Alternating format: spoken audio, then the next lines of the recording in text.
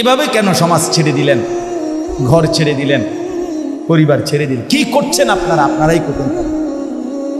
এই এক set sofa, 6টা চেয়ারওয়ালা, একটা ডাইনিং টেবিল, একটা ফ্রিজ, আর কয়টা কাচের প্লেট, লবণের বাটি, চায়ের কাপ, 2টা আলমারি, 4টা খাট, আর টাইলসওয়ালা একটা বাসা, 4টা রুম, 2টা বাথরুম। এই সামান্য কদ্দুর মিলাইতে গিয়া 60 বছর শেষ করে দিলেন।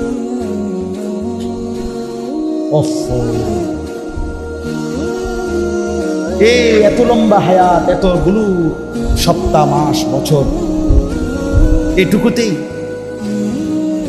কি শুনাইলেন? 3 ছেলে বিদেশ পাঠাইছেন, 4টা মেয়ে বিয়ে দিছেন, বাড়িতে একটা বিল্ডিং করছেন, গ্রামে কদ্দুর জায়গা লইছেন, শহরে কদ্দুর জায়গা লইছেন, ব্যাংকে টাকা জমাইছেন, খালাস। এই তো মুসলমান, এই ছিল জীবন। এতটুকুতেই মানে তৃপ্ত হয়ে গেলেন। ছেলেটা 1 ওয়াক্ত নামাজ পড়ে না, অথচ বয়স 16। মেয়েটার বয়স 15, 14, একদিনও পর্দা করে না। আপনার ঘর থেকে রঙ রসে সাইজা, টাইট কাপড় পইরা, অসভ্য, নির্লজ্জা, বেহায়া মেয়ে প্রতিদিন বের হয়। আপনি বোঝেন না কারে দেখাইতে বের হয়? আপনার চোখে কোনো শরম নেই? আপনি এই মেয়েটার বাস না? আপনি এই মহিলার স্বামী না? আপনি এত বেশরম কেমনে হইলেন? আপনি বাইচা রইলেন কেমনে? রাসূলুল্লাহ সাল্লাল্লাহু আলাইহি ওয়াসাল্লাম বলেন, কসম আল্লাহর, এটা হাদিস, যেই পুরুষ তার স্ত্রী সন্তানের জন্য অশ্লীলতা, বেহায়াপনা, নাফরমানি, বেপরদিগি পছন্দ করে, মেনে নেয়, স্বীকৃতি দেয়, আল্লাযী ইউকিররু আহলাহু আল খুবুস, নবীজি বলেন সেই পুরুষ দাইয়ুস। আর আল্লাহর নবী বলছেন দাইয়ুসের জন্য জান্নাত হারাম। দাইয়ুসের জন্য জান্নাত হারাম। এই জন্য ছেলেদেরকে বলি, ভাইয়া নষ্ট হয়েও না। আমার নওজোয়ান ভাইয়া নিজেরে বরবাদ করে, এত বেডির দরকার নেই, থাকতা না, কোনো দরকার নেই। শুধু শুধু এতটি বেডি লইয়া কোনো কাম হতো না। সারা দিন সারা রাত মোবাইলে বেডির ছবি দেখো না, এত বেডি বেড হইতে লাগে না। এত নারী দরকার নেই। জীবন মানে শুধু নারী না, পৃথিবীতে আসার উদ্দেশ্য শুধুই নারী না। এক মহিলার ছবি, মহিলার সাথে প্রেম, এক নারীর দিকে নিয়ে সারা দিন রাত নারে দোস্ত। মানুষ এত মাতাল হওয়ার কথা না, এত পাগল, এত তার সিরা মানুষ হয়। নারী তো প্রয়োজন মানুষের মধ্যে। মানুষের মধ্যে ক্ষুধার চাহিদা, এটা কে দিছে? তো পূরণের ব্যবস্থা আল্লাহ দিছে। মানুষের মধ্যে পানির তৃষ্ণা, এটা কে দিছেন? তো এটা পূরণের ব্যবস্থাও কে রাখছেন? মানুষের লজ্জাস্থানের চাহিদা, শাহওয়াত, এটা আল্লাহর দেওয়া। কার দেওয়া? এটা পূরণের হালাল পবিত্র ব্যবস্থাও আল্লাহ রেখেছেন কিনা বলে। তো তাইলে আর সমস্যা কি? তাইলে আর সমস্যা কি? এর জন্য এরকম কুত্তার মতো হয়ে যাওয়ার অর্থটা কি বেটা? 24 ঘন্টা নারী, ছবি, নর্তকী, নাচ, গান, জিনা, ব্যভিচার, অশ্লীল দৃশ্য আর মেয়ের পিছনে পড়ে থাকার মধ্যে সার্থকতাটা কি বেটা? এমন সুন্দর যৌবন, 16, 17, 18, 20 বছরের এমন সুস্থ সবল শরীর, দেহটাকে বাস কেমনে নষ্ট করে দিলাম? কেমনে নষ্ট করে দিলাম? ওফ, আমি বুঝি না এটা। এটা কি হায়াত নষ্ট করে দিল? কি চমৎকার জিন্দেগিটা শেষ করে দিল। হায় হায়, আল্লাহ আমাদেরকে মাফ করে দেন। যে ভাইরা উদ্যোগ নিছেন, আল ইসলাহ পাঠাগার, মাশাআল্লাহ, সংশোধন, আগে ফিকির করবেন। শুধু কেবল ফেসবুক, শুধু মোবাইলে ছবি আসলো, ইউটিউবে ছবি আসলো, ফেসবুকে এই করেছেন সেই করেছেন, শুধু এতটুকুতেই খুশি হইবেন না।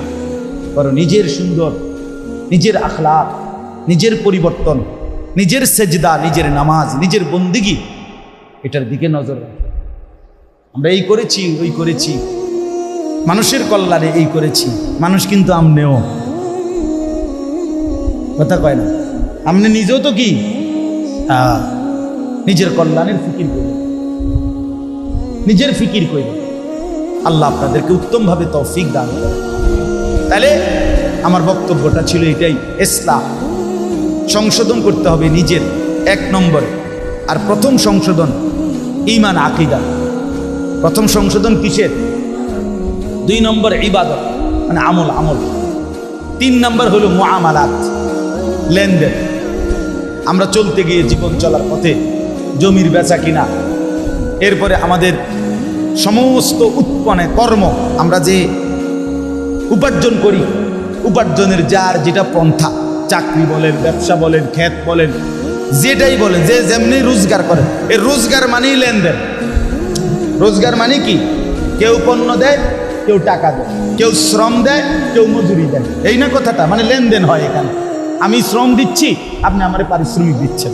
আমি মাল দিচ্ছি, আপনি আমারে কি দিচ্ছেন? টাকা দিচ্ছেন। আমি জমি দিতেছি, আপনি আমারে মূল্য দিতেছেন, মানে লেনদেন। এইটাই মুআমালা। এইটাকেও সংশোধন করা চাই।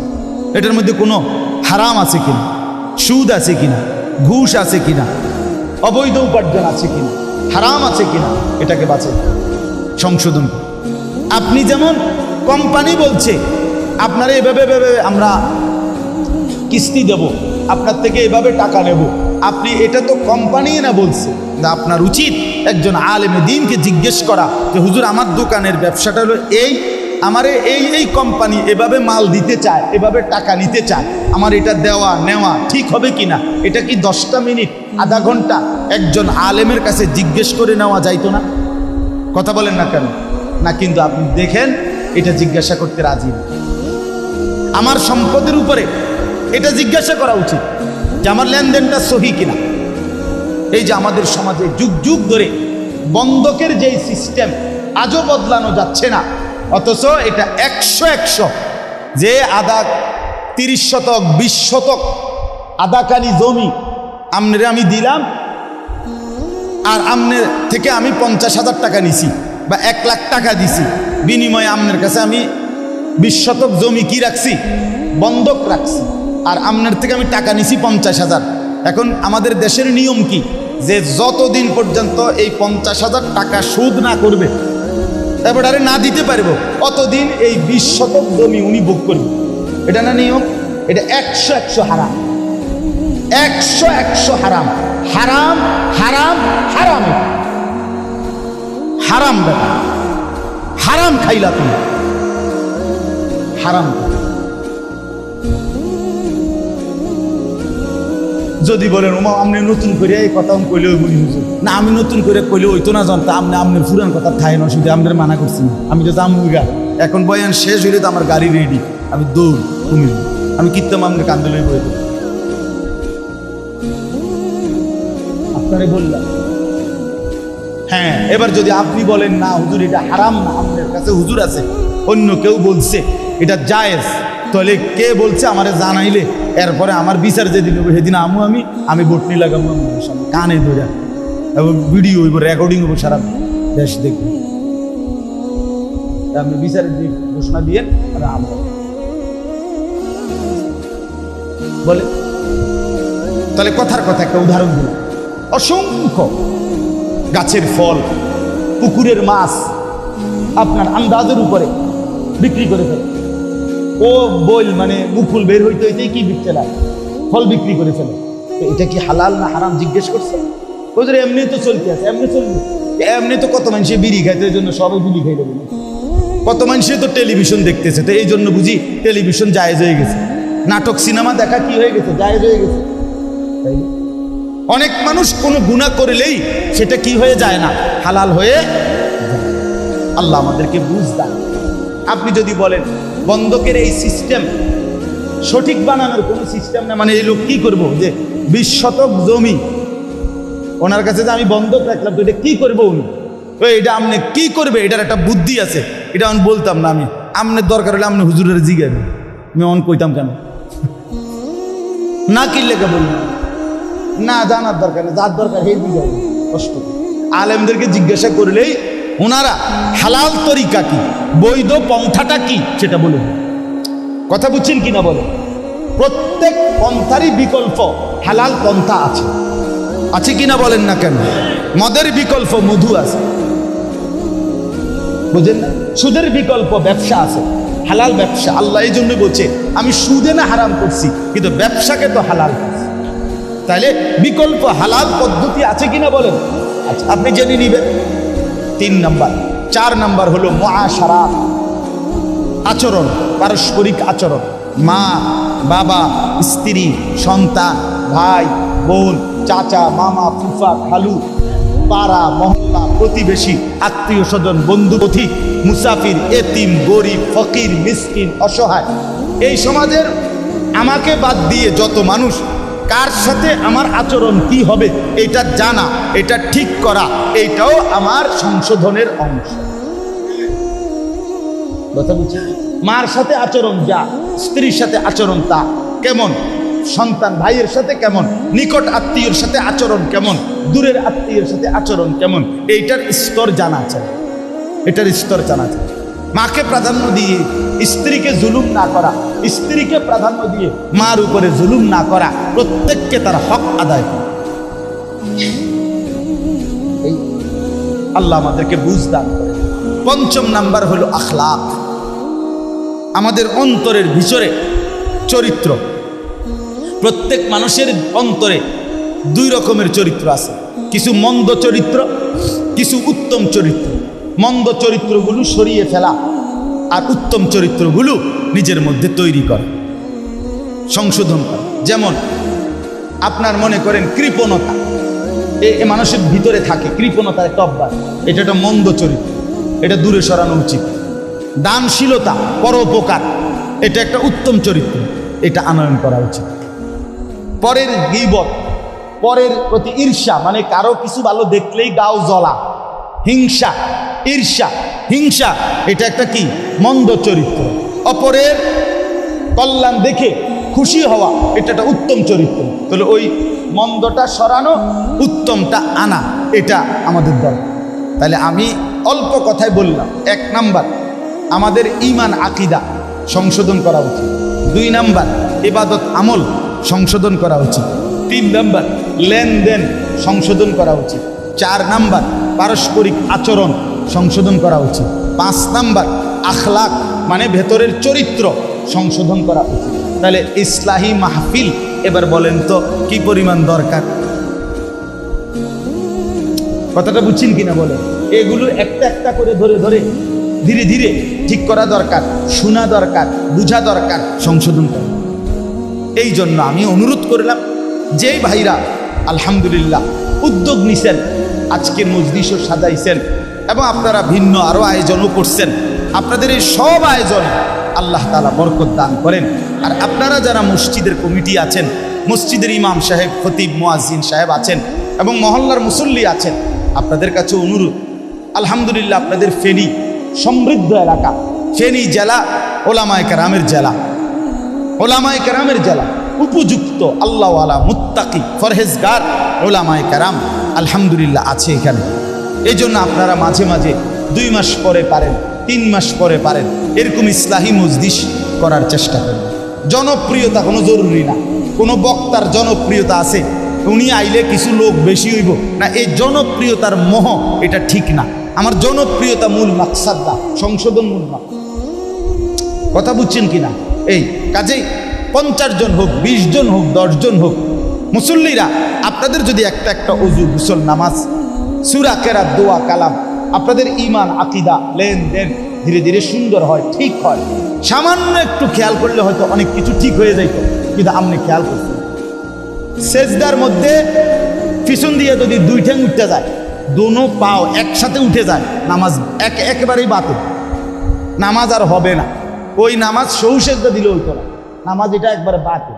এখন আমি নিজ চোখে দেখছি, আপনারা একটা দিন একটা মসজিদের সেজদার পরে একটা ভিডিও করাইয়া দেখছেন যে পিছিয়ে দিয়ে কিটা হয়,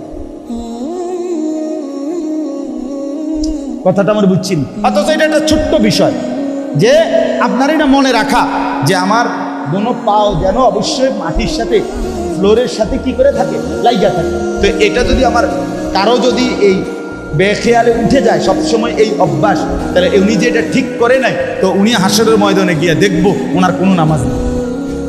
কিন্তু উনি তো পড়তেন, কথা বোঝেন নাই আমার, কিন্তু কিন্তু ঠিক করেন।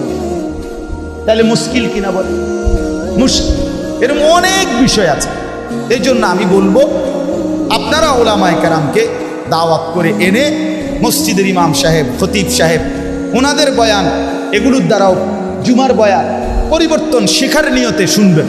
জুমার নামাজের বয়ান 52 সপ্তাহ জুমার বয়ান হয় এক বছরে, মানুষের সংশোধনের জন্য যথেষ্ট। কিন্তু সামনের 2 কাতারের মুরব্বী মাঝ বয়সী ইমাম সাহেবের ওয়াজ শুরু জুমার দিন, এবার জুরানি শুরু, মানে বর্ষি দিয়া মাছ ধরে, বর্ষি দিয়া মাছ ধরে যেমনি এমনি ঠোকর মারে, এই রুমে বেড়া বয়ে বয়ে মাছ ধরে। ইমাম সাহেবের জুরানি মানে বয়ান শেষ, ওনার জুরানি শেষ। হ্যাঁ, আপনি ওনারে বলবেন চাচা আর জিমাইতেন না, আরে জিমাইলাম হইলে ইমাম সাহেব তো ওয়াজ করে না, এটা ইমাম সাহেব দোষ। ইমাম সাহেব ওয়াজ বন্ধ করলো না, এই জন্য চাচার জুরানি বন্ধ হয়ে গেছে। আর পিছনের ছেলেরা এই ঠেলা ঠেলি, ধাক্কা ধাক্কি, রসিকতা, মোবাইল অথবা দুষ্টমি, ফালতু কথা। আহা, তাহলে পিছনের এই নওজোয়ান, এদেরও এই আল্লাহর কথার থেকে কিছু দরকার নাই, সামনের এই জিমাইন্না গলার কাছেও দরকার নেই। তো আল্লাহর কথা শুনবে কে, শিখবে কে, জীবন সাজাবে কে? যদি বলেন সবাই, আমি বলি না, সবাই না রে বাপ। সবাই যদি এই সমাজে পচে যেত, নষ্ট হয়ে যেত, তো আসমান, সূর্য আর চন্দ্র আর উঠত না। কিছু ভালো মানুষ, কিছু নেককার, কিছু চরিত্রবান, কিছু দিনদার, কিছু আল্লাহওয়ালা, কিছু তাহাজ্জুদ গুজার, কিছু সেজদাওয়ালা, কোরআন পড়নেওয়ালা আছে বলেই তো সূর্য উঠে, চাঁদ উঠে, রাত আর দিন আসে, আল্লাহর দয়া হয়। সিটার বাটপার, সুদকুর, ঘুষকুর, হারামখোর, মদকুর, নেশাখোর, জুয়ারি, তাদের জন্য সূর্য চন্দ্র উঠে না, আল্লাহকে যারা সেজদা করে তাদের কারণে। অতএব দয়া করে, মেহেরবানি করে হায়াত কাজে লাগান, সময় কাজে লাগান, জিন্দিগি কাজে লাগান। আমি শুধু আয়াতের তরজমাটা বলি, এটাই কথা। ইন্না ইদ্দাতাশ শুহুরি ইনদাল্লাহি 12 শাহরান, আল্লাহ বলেন ফি কিতাবিল্লাহি ইয়াওমা খালাকাস সামাওয়াতি ওয়াল আরদ। আল্লাহ বলেন আসমান জমিন সৃষ্টির আগেই লৌহে মাহফুজে আমি আমার কুল কায়নাতের তাকদীর যখন লেখাইছি, সেই সময় আমি আল্লাহ এই পৃথিবীর জন্য সিদ্ধান্ত নিয়ে রাখছি, এই পৃথিবীতে মাস হবে 12টি। মাস হবে কয়টি? 12।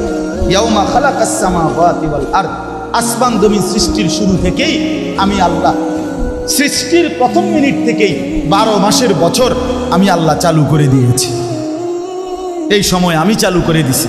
এই যে 12 মাস, এই যে সপ্তাহ, এই যে দিন, এই যে রাত, এই যে সকাল, দুপুর, বিকাল, প্রথমেরটারে কয় সকাল, এরপরে হইলে কয় দুপুর, এরপরে হইলে বিকাল, এগুলো তো আপনার জাতিসংঘের ফয়সালা, ঠিক না?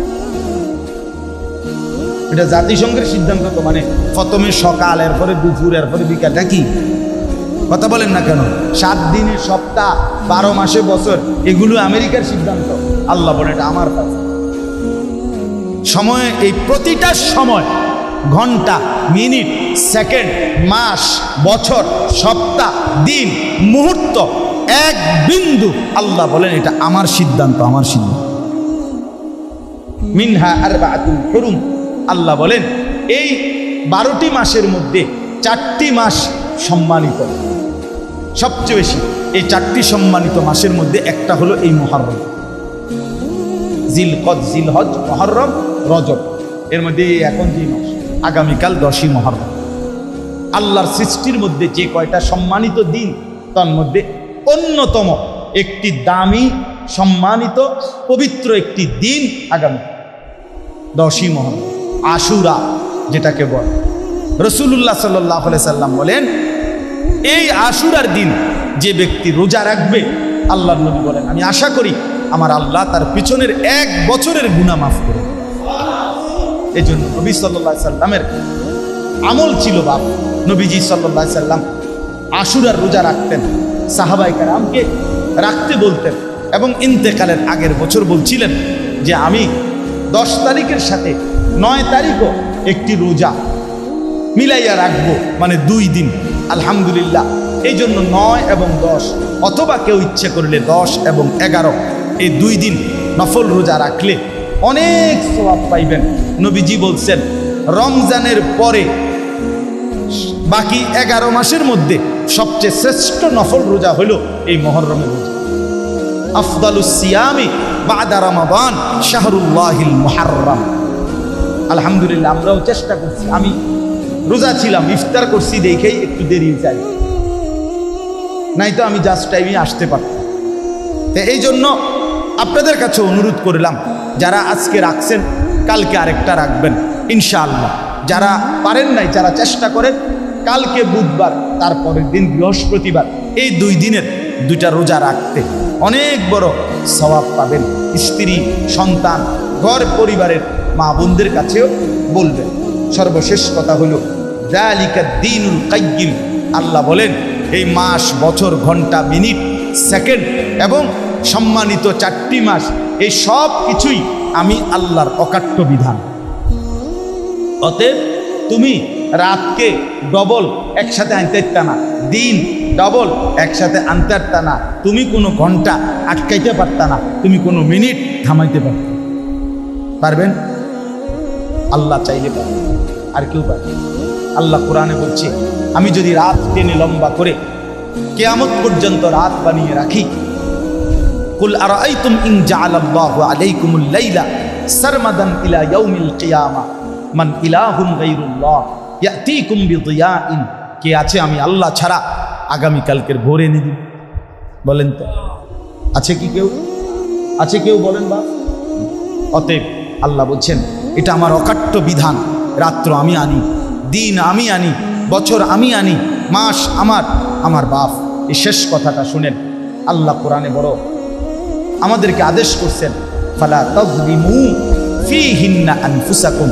অতএব আমার বান্দা, যেহেতু তুমি বুঝেছ যে মাস, বছর, সম্মানিত মাস অথবা ঘন্টা, মিনিট, সেকেন্ড, সময় সবটাই আমি আল্লাহর। অতএব আমার সময়ে, আমার দেওয়া সময়ে, আমার দেওয়া হায়াতে তুমি নিজের উপরে গুনাহ করে জুলুম করো না।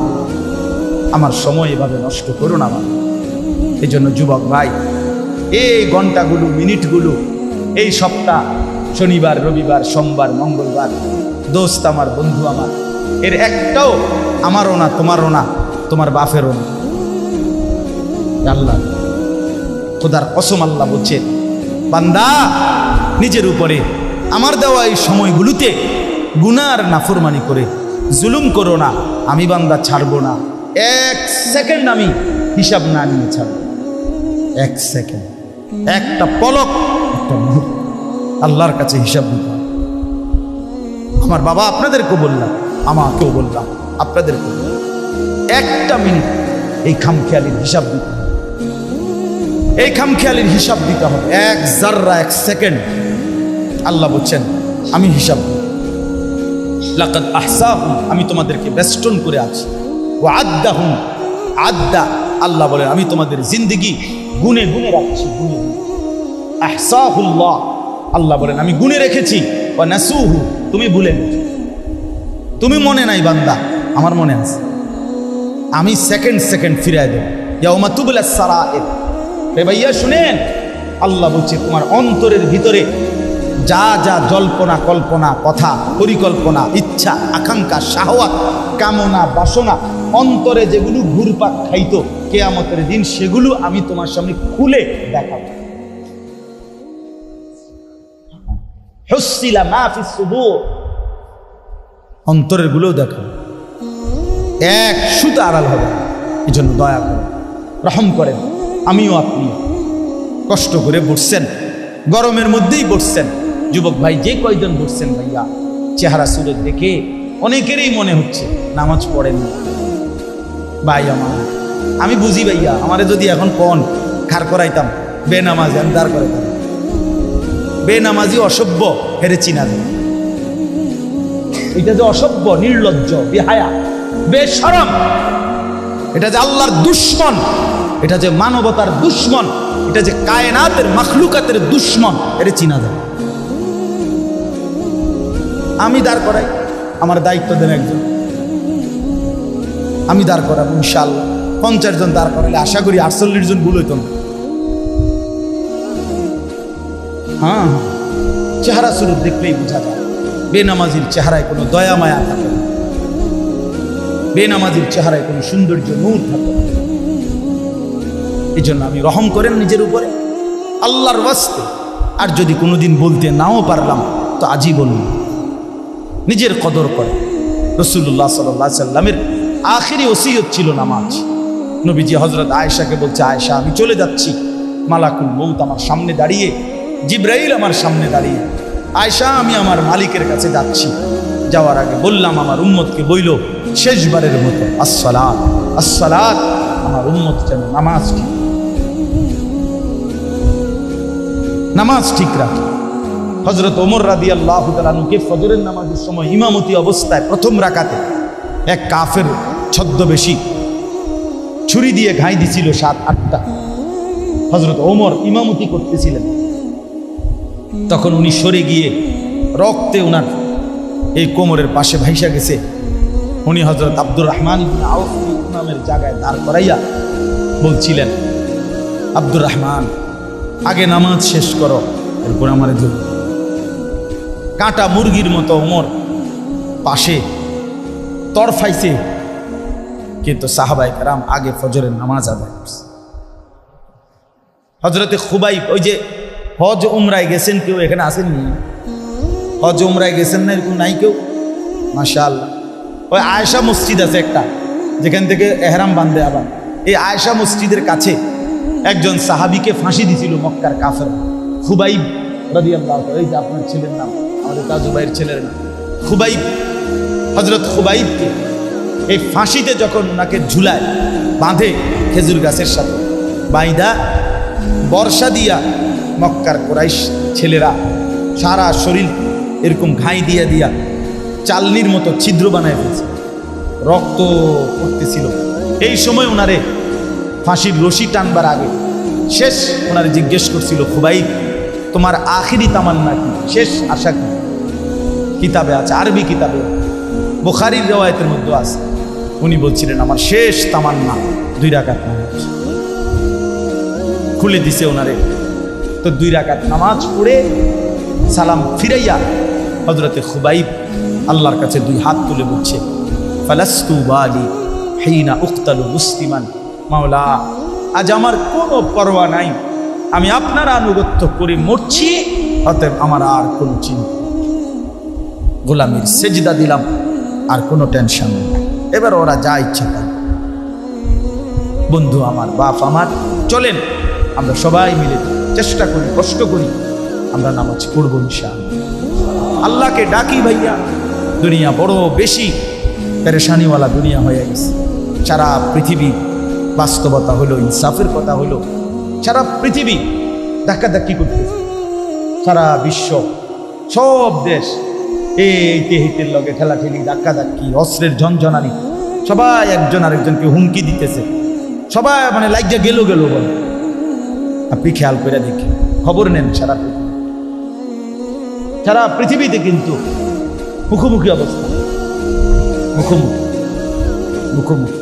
এই জন্য নওজোয়ান ভাইয়া কল্পনা করতে হবে, আজীবন ফিলিস্তিন আর গাজা, ওই মুসলমান আজীবন নির্যাতিত হবে, আর তুমি কোনোদিন নির্যাতিত হবা না। কেমনে বুঝলা? হ্যাঁ, রোহিঙ্গার মুসলমানরা আজীবন কষ্ট পাবে, তুমি কোনোদিন কষ্ট পাইবা না। কেমনে বুঝলা বাপ? হ্যাঁ, এই তামাশা। বাপ বিদেশ, ভাই বিদেশ, দেশে বইয়া মোবাইল টিফোন আর বইয়া বেডির ছবি দেখুন।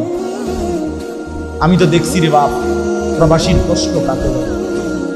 আমি যতবারই হজ উমরায় যাই, প্রবাসীদের কাছে যাই, তাদের রুমে দেখি, এই ছোট্ট ছোট্ট রুমে 12 জন, 14 জন, 16 জন, 14 ঘন্টা ডিউটি করে, 12 ঘন্টা ডিউটি করে এই প্রখর রৌদ্রের মধ্যে। এরপরে আবার আইসা নিজের রান্না নিজে রাঁধে, নিজের কাপড় চোপড় নিজে ধোয়। কে দিয়ে দিবে? কে দিয়ে দিবে? আমি 33 দিন হজে ছিলাম। আমার ছোট 3 বছরের মেয়ে প্রতিদিন না হলে 2 বার, কমপক্ষে 2 বার আমার লগে কথা বলে। প্রতিদিন 2 বার। আমি আমার বিবির সাথেও এতবার কথা বলি নাই, কারুর লগে না, কিন্তু ওই আমার লগে কথা কইব আমার এটা সারাক্ষণ মনে হই। মাত্র 33 দিন আছিলাম গোনাগুন, কিন্তু আমার কলিজা ছিঁড়া গেছে। আমার ছোট্ট মেয়েটার আমি দেখবো কখন, করবো আদর করবো কখন। আর ওই বেচারা দে 1টা বছর 2টা বছর 3টা বছর স্ত্রী সন্তান ফেলে এই কষ্ট করে প্রবাসে থাকে। আহা, বিনিময়ে তার স্ত্রী সন্তান দেশে 2 হাতে মোবাইল টিপে টাকা পয়সাগুলো দেদারছে যা মন চায় তাই নষ্ট। হায় জালেম, কি করবে কি করবে? ওই বেচারার কলিজা পানি করা টাকা, রক্ত পানি করা টাকা। আল্লাহ আমাদেরকে মাফ করে দেন। আমরা নিয়ত করলাম তো ইনশাআল্লাহ। যুবক ভাই কি খবর? নিয়ত করেন, নিজেকে বল। হ্যাঁ, আবারও বলছি, কেউ কেউ তোমার ঘরে মনে রাখে এই সময় তোমার চুলের বাম্পার সাইবার টাইম কারও নাই। তুমি বেকুব দেখে তুমি মনে করছো কতজন আছে, হুদ্দা মানুষের কামের অভাব নাই। মানুষ বুঝিয়ে বইয়ে বইয়ে তোমার চুলের একবার এদিকে ফিরাও, একবার এদিকে ফিরাও। কার হাতে টাইম আছে? যে হতনের টাইম নেই মানুষের। আকাম শুধু শুধু নিজে নিজে বোকামি করছে। আল্লাহ আমাদেরকে বুঝ দান করে। সব ছেলে ভাইয়া কেউ মনে রাখবেন, আপনাদের সবাইকে বলি, দুনিয়া একজনের জন্য থামে যায়। এই সামনের সিএনজি অ্যাক্সিডেন্ট, 3 জন লোক মরে গেছে মনে করেন, তবুও পিছনের সিএনজি থেমে যায় না, ছাড়ি দিয়ে যায় না, কারো হাতে সময়। আমি সব সময় বলি দুনিয়া বড় স্বার্থপর, বড় স্বার্থপর। আগের গাড়ি অ্যাক্সিডেন্ট করলো, পিছনের গাড়ি তার হাতে সময় নাই। একটু জ্যাম বাজলে চিৎকার শুরু করে, এই বেটা আরে কাটা মরছে টরছে ডিফরে বেটা, রাস্তা ক্লিয়ার করবে, সময় নাই আমার। এই তো দুনিয়া, এই তো দুনিয়া। আপনি মরবেন যেদিন, সেদিনও আপনার স্ত্রী সন্তান যদিও কাঁদবে, কিন্তু ওই দিন রাইতেও তারা ঠিকই ভাত তরকারি খাবে। হ্যাঁ, এই ঘরে তাই না দিছে, এরা যাইতে আরো ভালো করে খাওয়ায়। যে কান্দাটা কাঁদছ আরো গদ্দুর গোস্ত লও, ভাত লও। আরো ধোকা, দুনিয়া ধোকা। দুনিয়া কি ধোকা, ধোকা, ধোকা, ধোকা, ধোকা। আল্লাহ আমাদেরকে মাফ করে দেন। দেন ভাই, কি পুরস্কার দিবেন?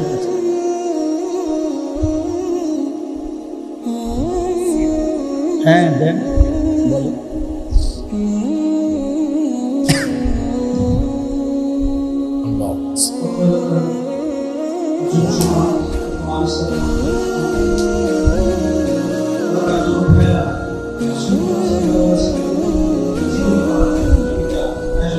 মাশাআল্লাহ, যারা অংশগ্রহণ করেছে তাদের মধ্যে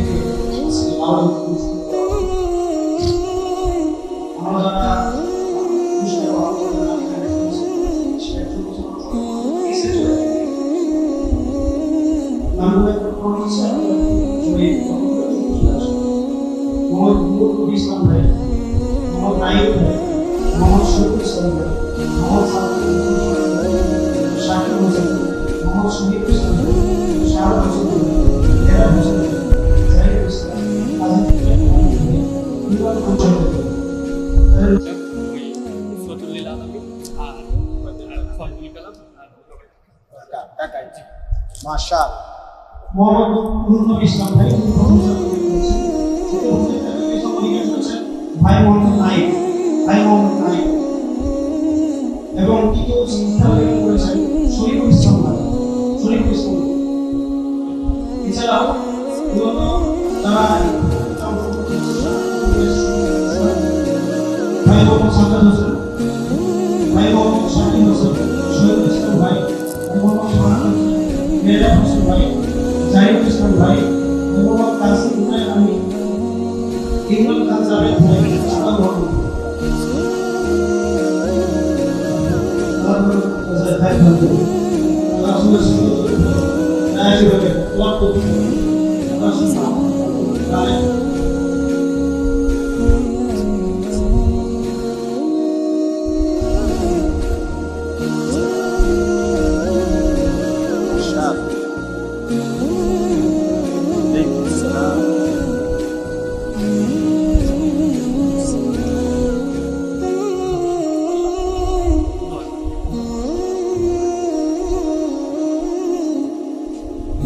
আমাদের রশিদিয়ার হজরতের বয়ানের একটা বই পুরস্কার দিয়েছে, এই যে সান্ত্বনা পুরস্কার যে বইটা, রমজানের প্রয়োজনীয় মাসায়, অনেক সুন্দর।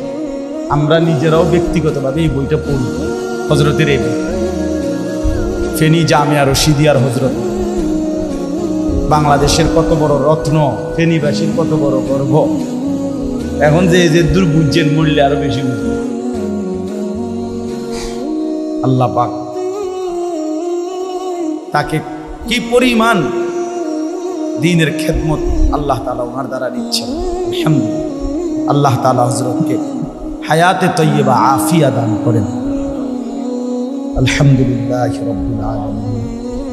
আল্লাহুম্মা আনতাস সালাম ওয়া মিনকাস সালাম, তাবারাকতা ইয়া যাল জালালি ওয়াল ইকরাম, ইয়া আরহামার রাহিমিন, ইয়া আরহামার রাহিমিন, ইয়া আরহামার রাহিমিন। ربنا ظلمنا أنفسنا وإن لم تغفر لنا وترحمنا لنكونن من الخاسرين. ربنا آتنا في الدنيا حسنة وفي الآخرة حسنة وقنا عذاب النار.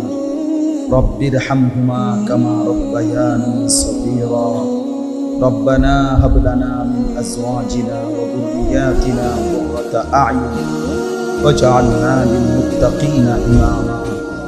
مولاي كريم আপনি মাফ করে দেন, রব্বে করিম আপনি মাফ করে দেন, বেশুমার গুনাহ মাফ করে দেন, সামনের জিন্দেগি সুন্দর করে দেন, ঈমান আমলের দৌলত দান করেন, তাকওয়া তাহারাতের জিন্দেগি দান করেন, ইজ্জত আফিয়ত দান করেন।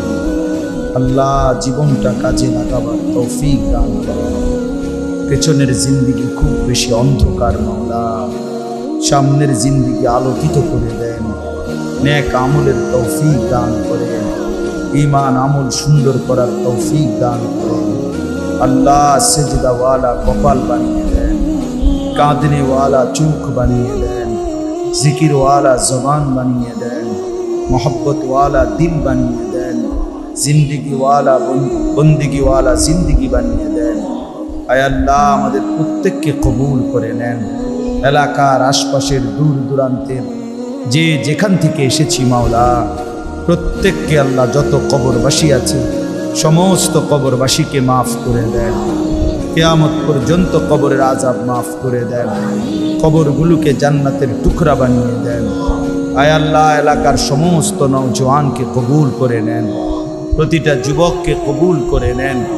আল্লাহ যুবকের চেহারা সেজদাওয়ালা বানিয়ে দেন। আয় আল্লাহ যুবকের দিল ঈমান আমলওয়ালা বানিয়ে দেন। আল্লাহ প্রতিটা যুবককে নামাজি বানিয়ে দেন। আল্লাহ যেই নওজওয়ানদের চেষ্টায় এই সুন্দর মজলিস হয়েছে, আপনার বন্ধুর সিরাত পাঠ প্রতিযোগিতা হয়েছে, আল্লাহ আপনি তাদেরকে উত্তমভাবে কবুল করে নেন। আল্লাহ এদের জিন্দেগি সাজিয়ে দেন, এদের আখলাক সাজিয়ে দেন, এদের ঘর পরিবার সকলকে কবুল করে নেন। বাকি যুবক ছেলেদেরকে আল্লাহ সবাইকে আল্লাহ এমন সুন্দর আয়োজনের সাথে অংশগ্রহণ করার তৌফিক দান করেন। আমার বাবা চাচা মুরব্বীদেরকে আরও বেশি নেক আমলের তৌফিক দান করেন। মা বোনদেরকে পর্দা পুশিদা দান করেন। আল্লাহ এই মসজিদখানা কবুল করে নেন। ইমাম সাহেব, খতিব সাহেব, মুয়াজ্জিন সাহেব, কমিটি, মুসল্লি, জনগণ সবাইকে কবুল আর মঞ্জুর করেন। আয় আল্লাহ অসুস্থ বিমারি যারা শিফা করে দেন, প্রত্যেকের কামাই রুজিতে হালাল বরকত দান করেন। প্রবাসীদেরকে সহি সালামতে নিরাপদে রাখেন মাওলা। আল্লাহ এমন সুন্দর ইসলাহি মজলিস আগামী দিনে আরও ইন্তজাম করার তৌফিক দান করেন। আল ইসলাহ পাঠাগারকে আপনি কবুল করে নেন। আল্লাহ তাদের প্রতিটা ভালো আয়োজনে আপনি বরকত দান করেন। আল্লাহ আমাদের সবাইকে ঈমান আমলের দৌলত আর জিন্দেগি দান করেন। রব্বির হাম্মা কামা রব্বায়ানি সগীরা। সুবহান রাব্বিকা রব্বিল ইজ্জাতি আম্মা ইয়াসিফুন ওয়া সালামুন আলাল মুরসালিন ওয়ালহামদুলিল্লাহি রাব্বিল আলামিন।